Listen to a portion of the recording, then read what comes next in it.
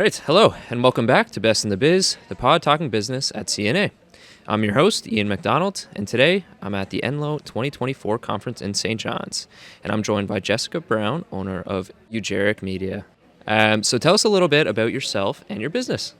So my name is Jessica Brown. I'm an Inuk, born and raised in Happy Valley-Goose Bay. I've been living here in St. John's for the past, 5 years or so with my two children, Benjamin and David.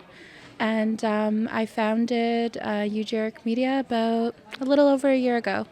Okay, that's fantastic. I've been to Goose Bay, huge fan, absolutely love it up there. I went up there for the NL Cup, or not the NL Cup, the Labrador Cup, the indoor soccer tournament. So great memories in Goose Bay.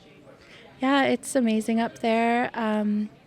It's a supportive community. So. Yeah, it certainly is. It seems like even with fundraising and things like that, I get stuff popping up on my news feed, even on Facebook and things for fundraising in Goose Bay. So very cool.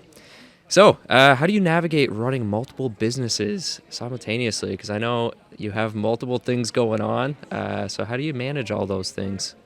So when I started Ujarak Media, it was because we had a television series in development. I had received some funding, and I just wanted to have a separation from my personal finances. So, it was almost at a necessity that Ujarak Media was born. Mm-hmm. And then in the run of a year, we actually had 2 television series productions for Bell Media. So it was like I hit the ground running. Yeah, no doubt about that. And then, so the Northern Film Initiative is a nonprofit that I also run. Okay.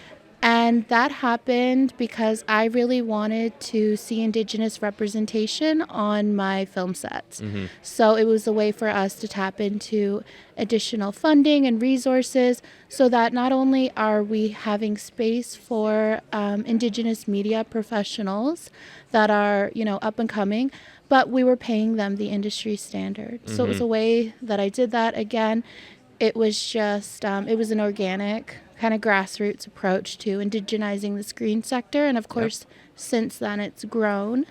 We have a number of amazing partnerships. We are doing, film programs at NIFCO here in St. John's now.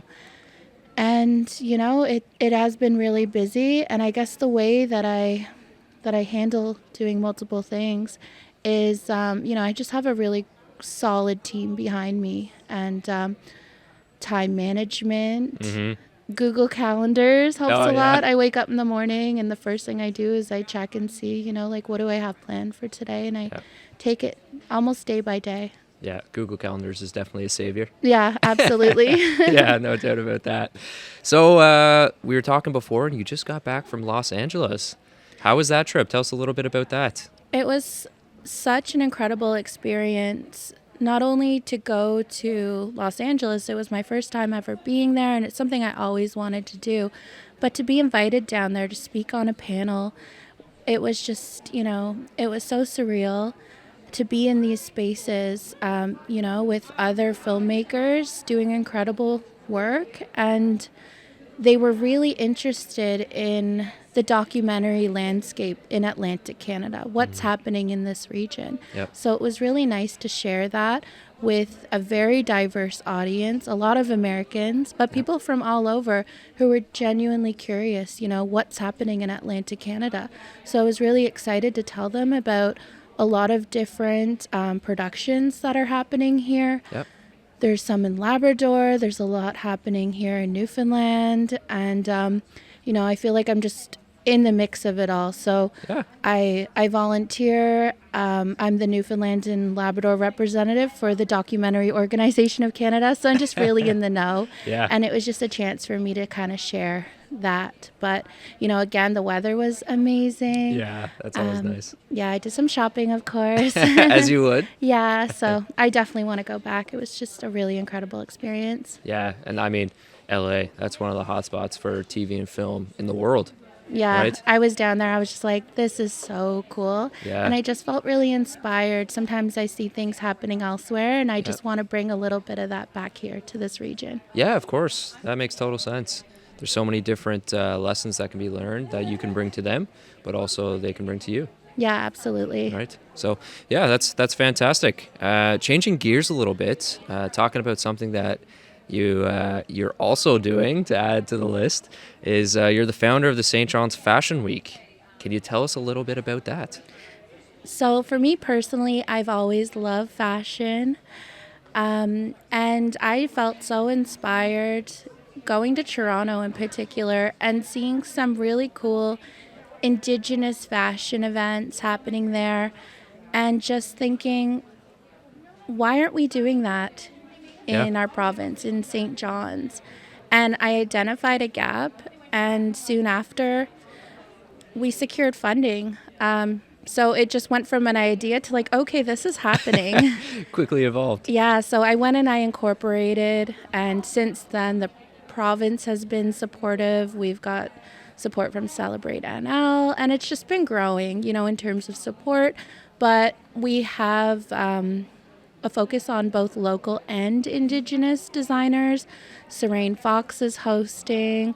She hosted Canada's Drag Race. She's an Indigenous celebrity. She's That's just awesome. doing so many amazing and incredible things. Yep. We're doing the first ever Indigenous fashion show at the Rooms. Very cool. And we have a lot of local talent. And, it's just really fun to see this develop. And it's been a lot of work, but it's a real passion of mine. Yeah, very rewarding. Absolutely. Yeah, definitely. So bringing it back a little tiny bit, could you share some of your insights and some of the challenges and maybe some of the opportunities you faced, especially in, industries that have historically lacked diversity? For me, I never seen myself represented. And I had to think in terms of, what are we doing for the next generation? And how are we making it a little more inclusive for everybody? Yeah. So not just creating a platform for myself, but also holding space for the next person. I think representation is very important. And it's really been my mission to, just have myself reflected in the spaces that I'm in, and to show that, Indigenous people, we're contemporary, we're cool, we're pushing the boundaries. Yep. Some of us are very traditional, some of us aren't, but, there's space for everybody. That's right. Yeah. Oh, that's fantastic. You kind of gave a little bit of advice there. What other advice would you offer to an aspiring entrepreneur? The advice I would really offer to an inspiring entrepreneur is, don't be afraid. Find your people. There's tons of support out there. Yep. And just do it. Do it scared. I feel scared a lot of the times, when I'm challenging myself. I think that's normal. But I just feel scared, and I do it anyway, because I know that on the other side of that is reward, and I'm constantly pushing myself. And, so my advice is just sort of swallow that fear and go for it. That's awesome. Yeah. That's really important. So important. So to kind of clue up here, where can our listeners learn a bit more about your business, or businesses, I should say? So St. John's Fashion Week is on Instagram at St. John's Fashion Week. My personal Instagram is at XO Jessica D. Brown. I made it like 10 years ago, so don't judge me for that. But, it's kind of linked to all of, everything that I'm doing. So Right on. it's a place you can find me. Perfect. All right. Well, thank you very much for coming on today. Yeah, thank you for having me. It's been fun. Of course. And hopefully you enjoy the rest of your conference. Yeah, absolutely. Thank you. Thank you very much.